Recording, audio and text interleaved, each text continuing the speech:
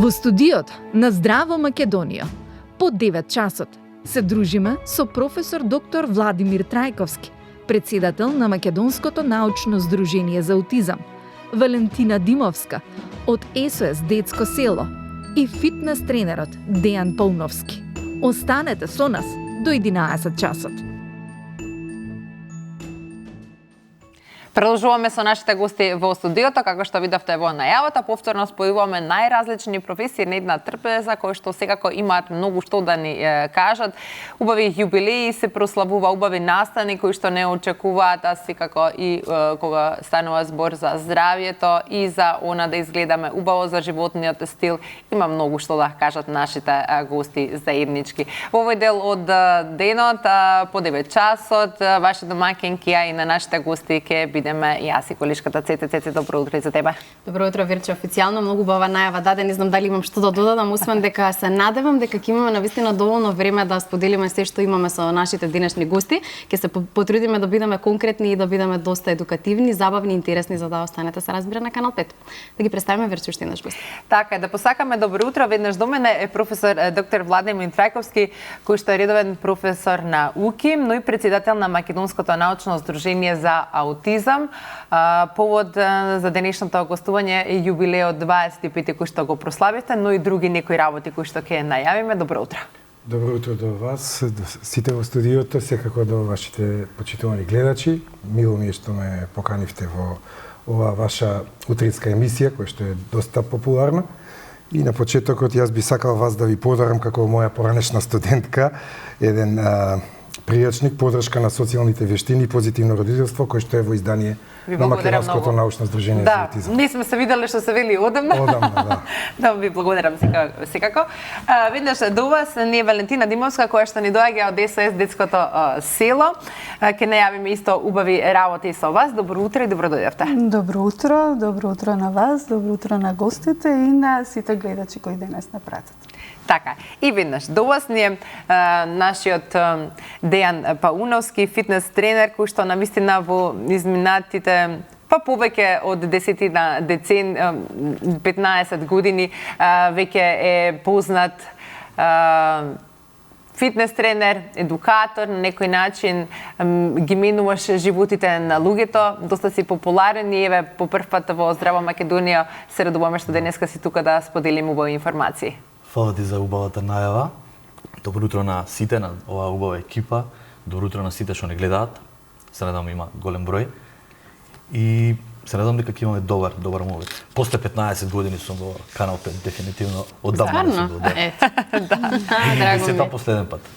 Така, супер, драго ни е што сите се дружиме, како што кажав, различни професии, ги имаме убави работи да најавиме. Професоре, вие сте председател на Македонското научно здружение за аутизам. Прославивте на 22 мај, прославивте 25 години. Освен тоа, вие сте редовен професор на УКИМ, доктор по медицина, генетичар. И во однос на овој јубилеј кој што го направивте, да ни кажете малку повеќе околу прославата, како еве овие 25 години се борите на некој начин со аутизмот. Благодарам за прекрасната најава. Токму така, на 22 мај минатиот четврток на Филозофскиот факултет, каде што и нашето седиште, го прославивме овој јубилеј.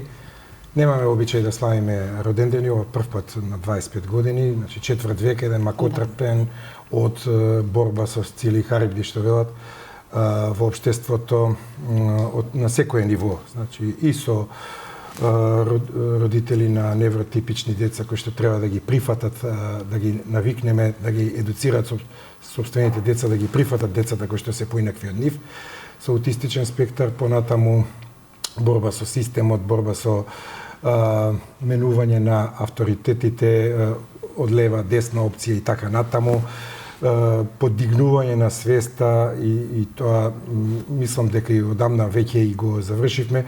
Сега сме во некоја фаза каде што работиме на прифаќање на децата и на лицата со аутистичен спектар, затоа што сметаме дека тие мора да бидат рамноправно прифатени од општеството. Инаку прославата заради настанот во Кочани кој што не потресе сите, Како беше намерно поскромна? Да, поскромна беше и намерно тоа го првично планиравме поголем настан, но заради тој настан рековме дека не е време за големи прослави, сакавме само да го одбележиме со 60 на луѓе, одбрани луѓе, тоа се наши пријатели и членови на Сдруженијето, родители имаше и точки на деца со аутистичен спектар, значи едно дете испеа Мојата Македонија, друго рецитираше стихотворба, третото девојче имаше изложба на цртежи во холот во улата на Филозофскиот факултет. Браво. Потоа поделивме плакети и благодарници на сите заслужни. Всушност сакате да бидете гласни на поинаков начин со најразлични проекти и едукација, отколку да речеме со некои прослави. Вие во 2004-та го воведевте предметот аутизам во курикулумот на последипломските студии на Институтот за дефектологија, истражувачки интереси покрај аутистичкиот спектар нарушување, се и хуманата генетика, физиологијата и медицинските аспекти на инвалидноста, но кога сме кај истражувањата, испитување на микробиомот за деца и лица со аутизам е нешто интересно и актуелно, кое што еве ние ексклузивно сакаме да ни го споделите на Канал 5. Да, тоа е најново и благодарам за што сте ги следеле моите медиуми. Токму вчера го објавив ова на мојот блог. Во договор со две колешки од Институтот за микробиологија и паразитологија при Медицинскиот факултет, решивме да го спроведеме ова истражување. За сега не е на ниво на проект, бидејќи не е финансирано од никого. Да се надеваме дека во иднина дали Министерството за здравство или некоја друга европска институција можеби ќе има интерес да го финансира. За сега ќе оди со финансија од фондот и со партиципација од родителите од 550 денари, оние кои што сакат. Инаку микробиомот го имаме сите ние. Тоа е таа нормална цревна флора која што ја содржиме сите со бактерии, 300 трилиони се претпоставува дека имаме, но кај децата со аутистичен спектар таа е нарушена и фактички дали е показател, со тоа ќе биде некој показател дека има предиспозиција нели за аутизам? Да, во диагностиката не може многу да помогне, но може да помогне во третманот. Затоа што во третманот точно ќе се знае кои бактерии да речеме се недостасуваат и така натаму. Јас до сега давав пробиотици, што се вели во медицината, тоа е екс јувантибус, но и има корист доста од децата. Сега би знаеле попрецизно каде и кои соеви би требале да ги даваме, дали соеви бактериидоис, лактобацилус и така натаму. Така што може да се помогне во третманот со диагностичка метода, да кажам, понатаму во трасирањето на третманот, бидејќи има доста студии и доста објавени трудови кои што ја потврдуваат оваа теорија. Дури истражувањата одат до фекална трансплантација, значи фекална трансплантација од лице кое што е сигурно здраво, за кое што сме сигурно дека има здрави бактерии во неговата цревна флора, да му се трансплантира на детето со аутистичен спектар, но за сега се уште тоа е во истражувачка фаза дури во светот. Така, добро. Но еве, ние не му се приближуваме на светот со истражувањата, благодарение идејата на професори како што сте вие, кои што не ги доближувате се тие работи и нам да ни бидат блиски и да бидат поканувам да дојдат сите родители кои што имаат дете со аутистичен спектар. Не е скапа методата, реков 550 денари, само треба да дадат фецес, нема боцкање, нема инвазија и така. Да, убаво. Ви благодарам многу. Дејан Пауновски, познат како Паки, влюбеник на железниот спорт, кој постојано учи и се надградува, повеќе кратен државен шампион, освојувач на медали и учесник на бројни меѓународни надпревари, балкански, светски, меѓу кои и Арнолд Класик Европа. Веќе 15 години успешен персонален и онлайн тренер, ментор, одговорен за многобројни животни и телесни трансформации, нутриционизмот е некако најака страна. Па еве ни доаѓа лето, верувам дека не само дамите и мажите сакаат да ги изгубат некој на кило кое што качеле по текот на зимата, па кој е најбрзиот начин да се изгуби телесна тежина и дали треба да ги броиме калориите? Да, добро кажавте. Фактички најбрзиот начин на губење телесна тежина, најчесто е најпогрешниот. Многу луѓето сакаат да постигнат по тој скратен пат, али често тоа е најтоксичниот и најпогрешниот пат. Бидејќи губење тежина и губење на масти се често пати и контрадикторни и различни нешта. Можеме да изгубиме телесна тежина, пример десетици килограми, ама мастите да останат дури и непроменети. Се видам многу такви ситуации кај клиенти, така да треба да се фокусираме не баш на броење на калории, бидејќи калориите не ни се некоја гаранција дека ќе успееме визуелно, естетски можеби да се смениме, меѓутоа од здравствен аспект и мускуларен, броењето на калории ништо посебно не ни кажуваат, додека броењето макроси, макронутриенти се некоја гаранција дека ќе изгледаме добро или дека ќе напреднаме на перформанс, на енергија, сила и слично. Така да јас секогаш преферирам броење на макронутриенти и не само следење на вагата, на килограмите, туку и визуелна состојба, и телесна, и емоционална. Обем? Па и обем мерење, да. Вагата некако не е баш валидно мерило колку сме напреднале, колку треба да напредуваме. Така, чисто пати ваката, да речеме, знае да покаже пример, да кажеме, еве, кога сме почнале со некоја физичка активност со 70 килограми, па после одреден период да имаме 72 или 3, меѓутоа визуелно некако е помал обемот и има друга форма на телото. Да. Сме зголемиле килограми. Да, па многу е битна, важна и таа телесна рекомпозиција. Колку имаме од нашето тело и тие килограми, колку од тоа се мускули, каква структура имаме, колку е интрацелуларна вода, колку е екстрацелуларна вода, колку имаме масти, целулит, гликоген во нас. Така да вагата не е некое мерило. Јас секогаш на клиентите им преферирам да ми испраќаат и други телесни мерки, по можност и in-body анализа, денеска е тоа многу актуелно, по повеќето модерни теретани ги има анализи на структура на телесна композиција, за да дознаеме што содржи нашето тело и така полесно можем јас да им направам исхрана, отколку само да ми кажат каква е бројката на вага.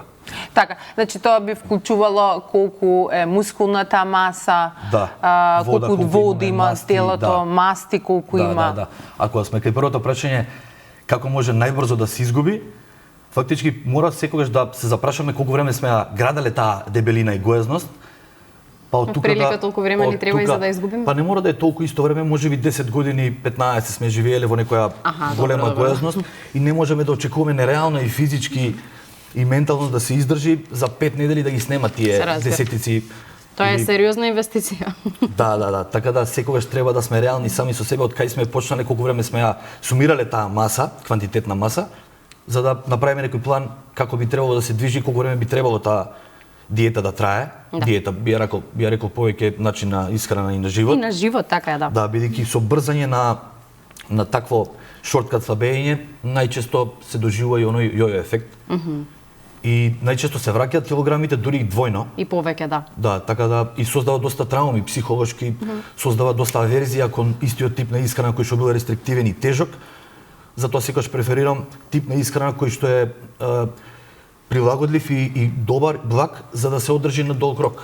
Да, убаво кажеме. Ќе продолжиме со Валентина, со вас нема да броиме калории, но имаме убав повод за кој што сте ни денеска гостинка. Ни се наближува денот на згрижувачките семејства и денот на детето, кој што е на 1 јуни, а СОС Детско село го одбележува денеска. На кој начин ќе го одбележите, за што се подготвувате?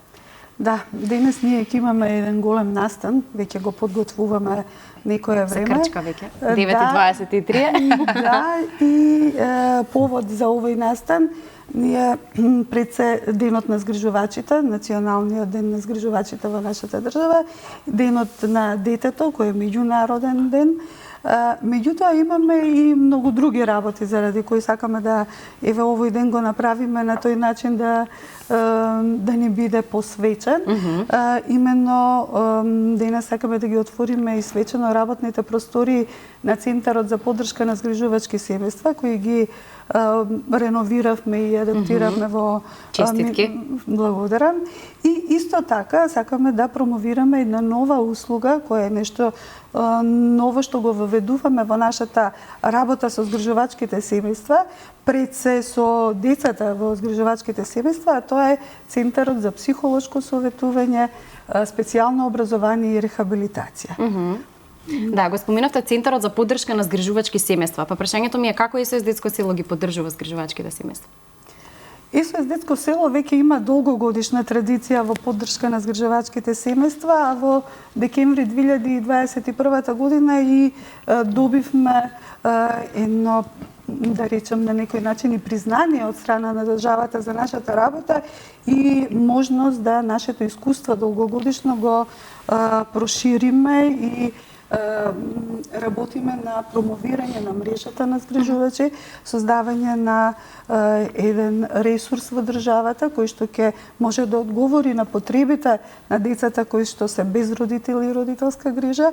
Значи, ние веќе неколку години работиме на промоција на згрижувањето и зголемувањето на бројот на згрижувачите, а истовремено работиме и на поддршка на згрижувачкото семејство од моментот на сместување на детето во истото, па во текот на целиот процес и период на згрижување. Да, она што е многу важно да се напомене е дека всушност работите и со згрижувачот и со згриженото дете, бидејќи и двете страни поминуваат низ некаков процес и треба навистина поддршка. Ќе продолжиме да зборуваме на тема згрижување, Вирче може да се навратиме на професорот. Сега професорот да го прашам, вие членувате во Македонското здружение за хумана генетика, аутизам Европа, ЕАСПД и АССИД, и сте главен и одговорен уредник на интернационално списание Дефектолошка теорија и практика. Колку ова интернационално искуство ви допринесува во едукација и подигнување на свеста за аутизмот во нашата земја?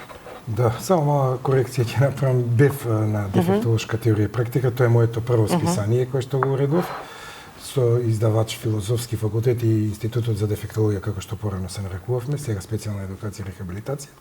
Сега сум на меѓународно списание со седиште во Словенија од Универзитетот Алма Матер Европеа, се вика Journal of Health and Rehabilitation Sciences, односно списание за значи здравствени и рехабилитацијски науки, така да, слободен превод. Да.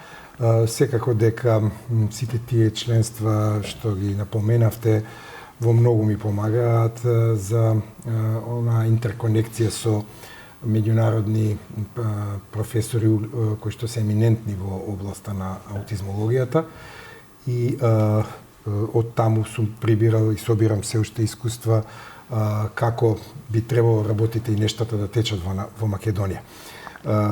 Така што, например, во 2007-та Обединетите нации го востановија Светскиот ден за подигање на свесноста на аутистичниот спектар на нарушување и ние веднаш потоа во 2011-та, тоа би значило дека не доцневме многу зад западноевропските високоразвиени земји, само 4 години подоцна како здружение направивме еден голем настан пред споменикот на мајка Тереза, каде што продефилира над 1000 сигурно луѓе и сметаме дека од тогаш и медиумите и сите навистина има разлики, например, од 2000 до 2010 во однос на свесноста во Македонија, од 2011 до 2020 и сега во последниве 5 години од оваа трета декада од новиот милениум.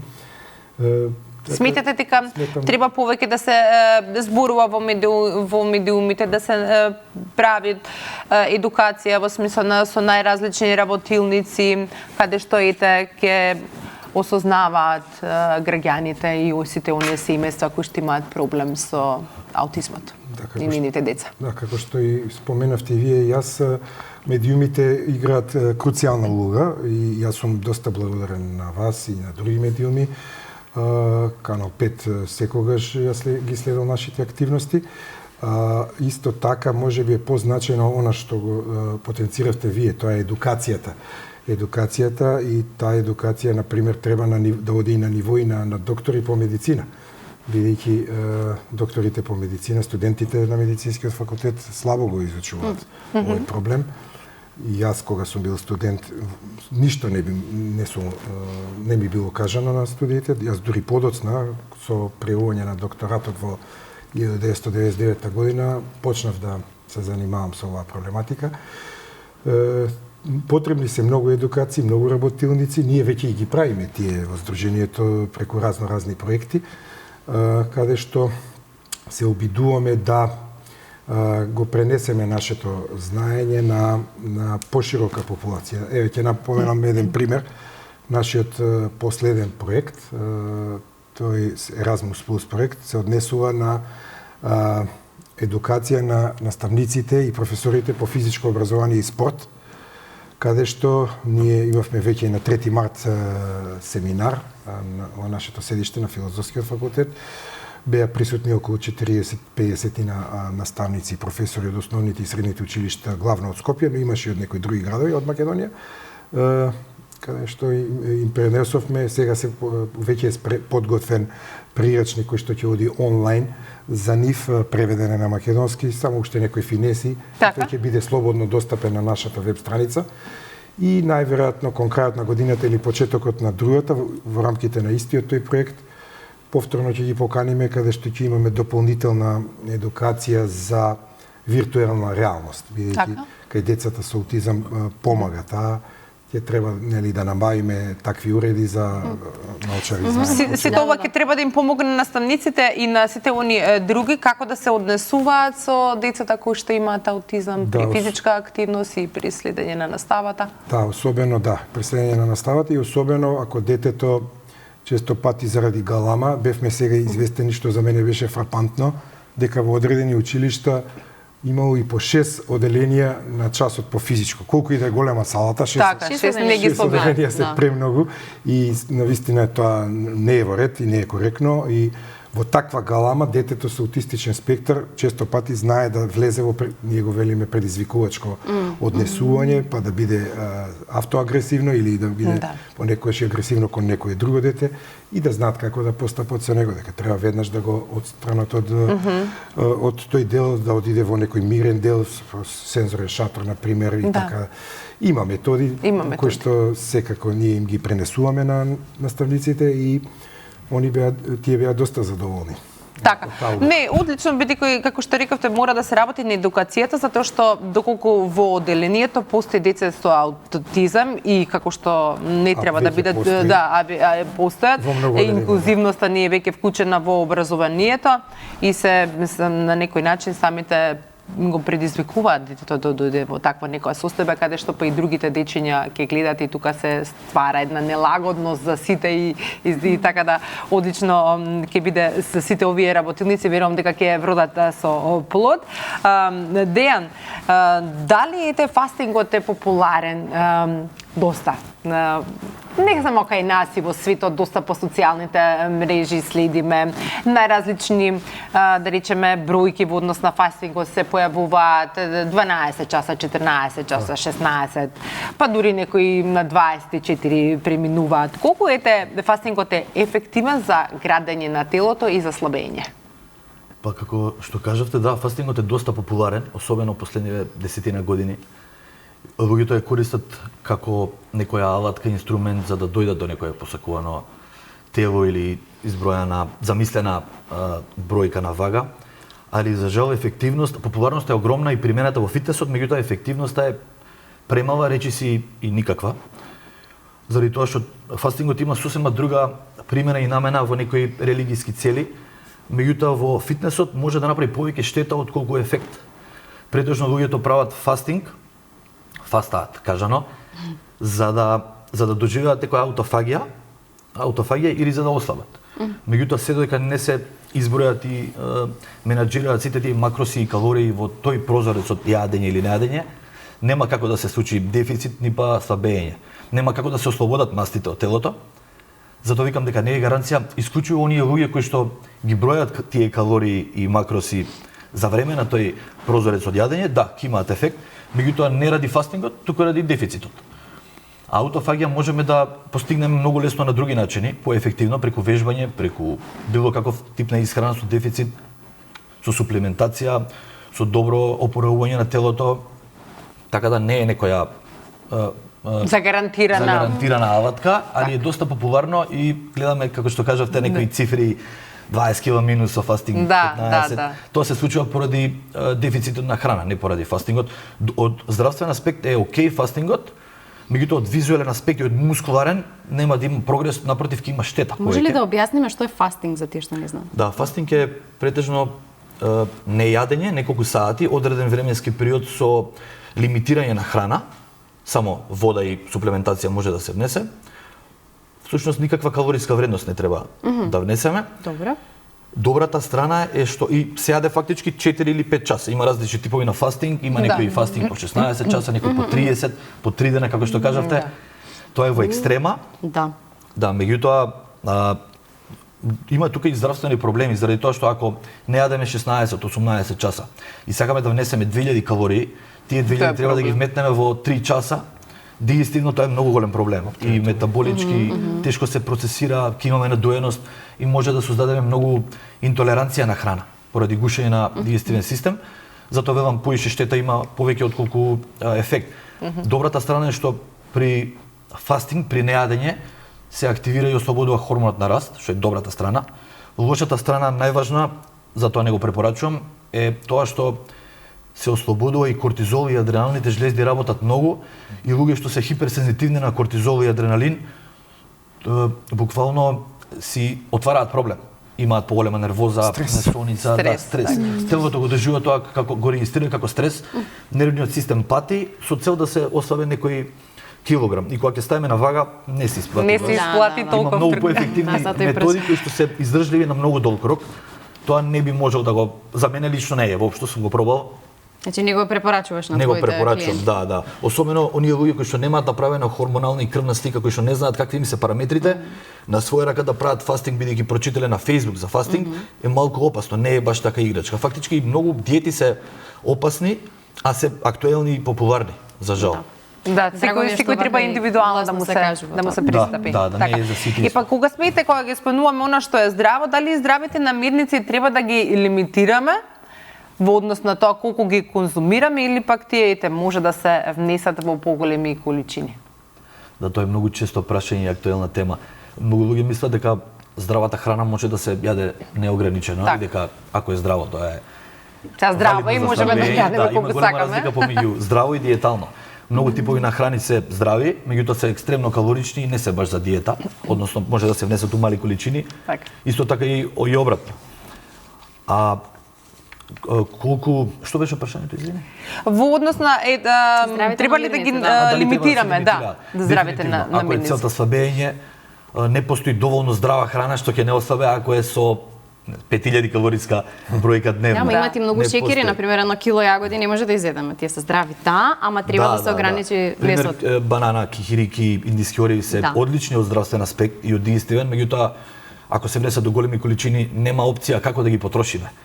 Ова не важи за оние маратонци кои што трчаат по 40 километри, они секако трошат што и да изедат. За нив тоа не важи. Поздрав до сите маратонци. Дефинитивно, значи може да се ослабе и со нездрава храна, што е добра или лоша вест, не знам за среќа или за жал. Меѓутоа со тоа не гарантираме здравје, гарантираме некој дефицит кој што може да го креираме дури и со Кока-кола и чипс, меѓутоа тука ќе пати здравјето. Така.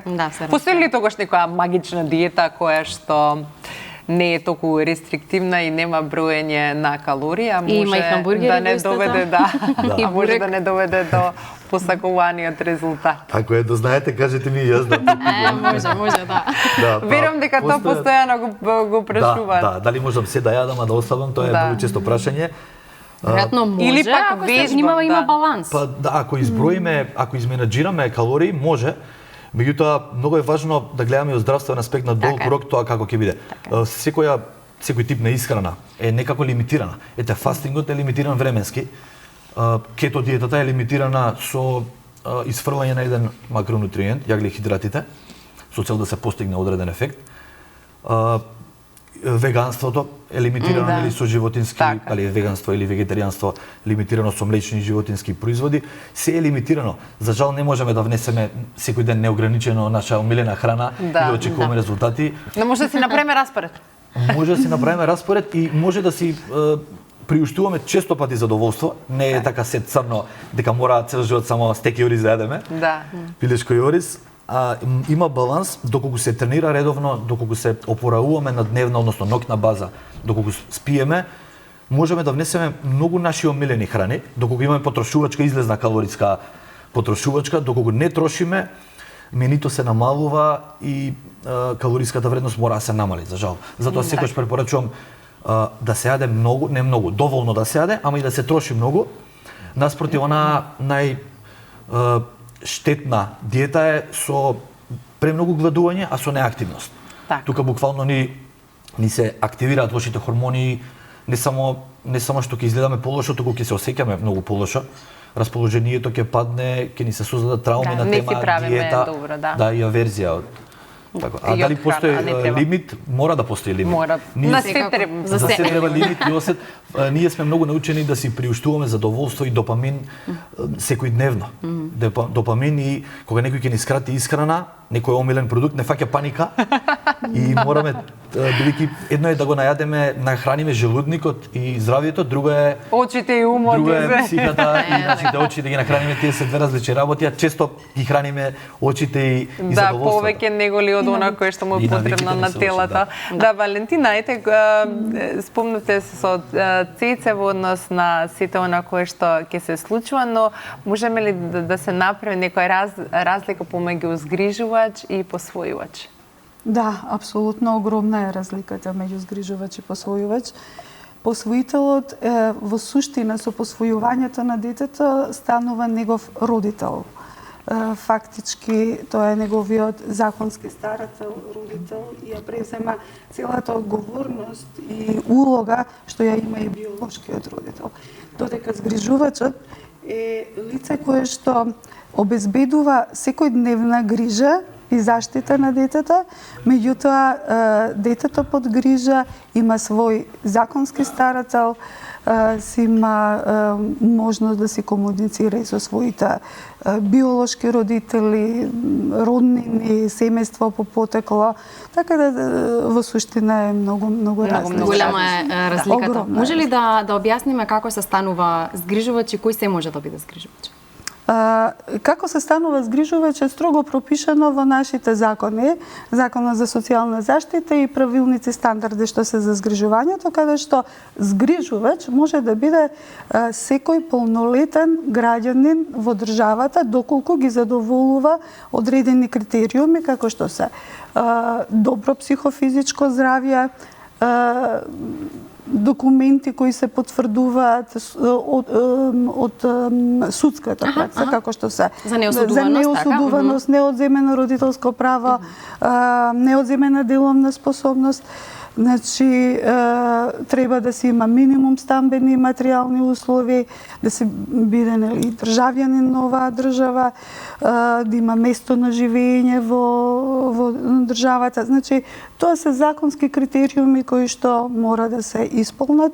Истовремено се проценува и се зема во увид целото семејство, бидејќи згрижувањето не е работа на или ангажман на еден член во семејството, туку е ангажман на целото семејство, тука се вклучени. И нема работно време. И нема работно време и всушност е начин на живење. Да, избор. Има ли некои обуки низ кои што треба да поминат сите оние кои што само имаат желба пред се да бидат згрижувачи?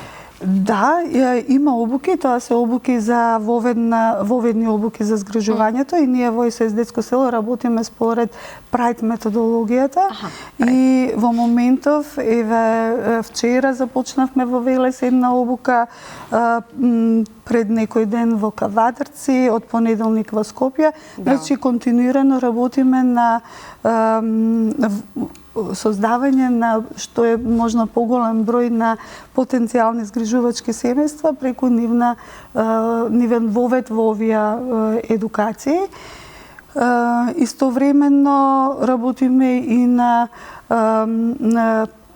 тековни обуки со згрижувачите, бидејќи згрижувањето не е нешто што започнува и завршува со сместувањето на детето, туку бара постојана една надградба, професионален развој на згрижувачите, се со цел да се обезбеди најсоодветна грижа за децата во грижа. Така, професор, имате ли вие време надвор со сите своји активности кои што ги не обројавме, навистина сте активен во сите она кое што го работите и како професор и во здруженијето, време за прошетка, малку рекреација? Да, мора да се најде за тоа време, иако се помалку се за жал.